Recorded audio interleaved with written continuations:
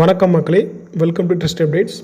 இந்த இடத்துல எதை பற்றி பார்க்க போகிறோன்னா, ரேஷன் கடையில் பொருள் வாங்கும்போது உங்களோட கைரேகையை வச்சு பொருள் வாங்க முடியலையா, இல்லை உங்கள் வீட்டில் வயசானவங்க இருக்கிறாங்க, அவங்களோட ரேஷன் கார்டில் அவங்க மட்டும்தான் இருக்கிறாங்க, அவங்களோட ரேஷன் கார்டில் கைரேகை வச்சு அந்த வயசானவங்களால் பொருள் வாங்க முடியல அப்படின்னா இந்த வீடியோ உங்களுக்கு தான். முக்கியமான தகவல் உங்களுக்கு இந்த வீடியோவில் சொல்லப்படும். இன்னும் இந்த வீடியோ யார் யாருக்கெல்லாம் யூஸ்ஃபுல்லாக இருக்குமோ உங்களோட ஃபேமிலி, ஃப்ரெண்ட்ஸ், ரிலேட்டிவ்ஸ்க்கு கண்டிப்பாக இந்த வீடியோவை ஷேர் பண்ணுங்கள்.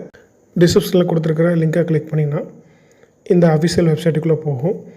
இதுதான் நம்ம தமிழ்நாடு கவர்மெண்டோட டிஎன்பிடிஎஸ் வெப்சைட்டு. இந்த அஃபிஷியல் வெப்சைட் மூலமாக தான் நம்ம அந்த கைரேகை பிரச்சனையை சால்வ் பண்ண போகிறோம். இந்த அஃபிஷியல் வெப்சைட்டுக்குள்ளே உள்ளே லாகின் பண்ணிட்டிங்கன்னா இதில் இந்த பேஜில் புதுசாக ரேஷன் கார்டு அப்ளை பண்ணுறது, ஸ்டேட்டஸ் ட்ராக் பண்ணுறதுன்னு சொல்லி நிறைய ஆப்ஷன்ஸ் இருக்கும். அதில் கீழே லாஸ்ட்டில் ஸ்க்ரோல் பண்ணிங்கன்னா பிரதிநிதியை சேர்க்க அப்படின்னு சொல்லி ஒரு ஆப்ஷன் இருக்கும்.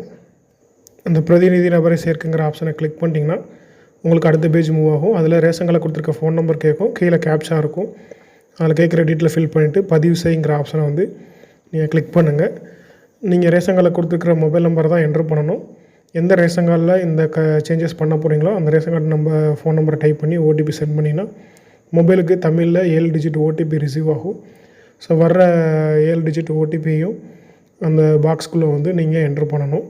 ஓடிபி என்ட்ரு பண்ணதுக்கப்புறம் இந்த பேஜுக்குள்ளே போகும். இதில் பார்த்தீங்கன்னா யார் பேரை நீங்கள் பொருள் வாங்குறதுக்கு ஆத்தரைஸ் பண்ணுறீங்க அப்படிங்கிறவங்க டீட்டெயில் பற்றி கேட்டிருக்கோம்.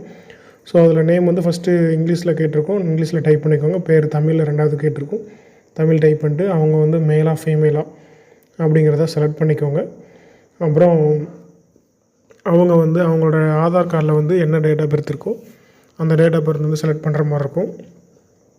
அவங்க இந்த ரேஷன் கார்டில் இருக்கிறவங்களுக்கு, கைரேகை விழுகாதவங்களுக்கு அவங்க இந்த இதில் ஆட் பண்ணுற ஆத்தரைஸ்டு பர்சன் என்ன உறவு முறை அப்படிங்கிற செலக்ட் பண்ணுற மாதிரி இருக்கும்.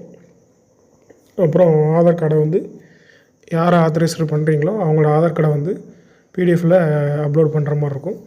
அப்லோட் பண்ணிட்டு அவங்களோட ஆதார் கார்டு நம்பரை டைப் பண்ணணும். இதில் பார்த்திங்கன்னா உறவினராக, பணியாளராக, அண்டை வீட்டாளராக மற்ற டீட்டெயில் கேட்டிருப்பாங்க. அதை செலக்ட் பண்ணிட்டு ஆதார் நம்பரை டைப் பண்ணிட்டு பதிவு செய்யணும்னு சொல்லி கொடுங்க. உங்களுக்கு அவ்வளோதான். அதுக்கடுத்து ரிஜிஸ்டர் ஆச்சுன்னு சொல்லிட்டு ஒரு 5 டிஜிட் ரெஃபரன்ஸ் நம்பர் உங்களுக்கு ஜென்ரேட் ஆகும்.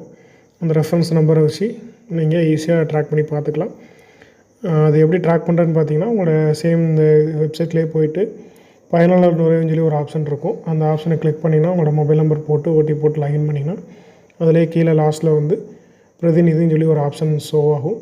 ஸோ அந்த ஆப்ஷனை கிளிக் பண்ணிங்கன்னா நீங்கள் ஏற்கனவே ரிக்வஸ்ட் பண்ண டீட்டெயில் ஷோ ஆகும். அது அப்ரூவ்டாக இருக்கா, ரிஜெக்டாக இருக்கா அப்படிங்கிற டீட்டெயில் நீங்கள் அதிலே ட்ராக் பண்ணி பார்த்துக்கலாம். இதில் உங்களுக்கு வேறு ஏதாவது டவுட் இருந்தால் கமெண்ட்டில் கேளுங்க. இன்னும் இது மாதிரியான யூஸ்ஃபுல்லான தகவலை தெரிஞ்சுக்கொள்ள நம்ம ட்ரஸ்ட் சப்ஸ்கிரைப் பண்ணிக்கோங்க. மறக்காம பெல் ஐக்கானை கிளிக் பண்ணிக்கோங்க. தேங்க்ஸ் ஃபார் வாட்சிங்.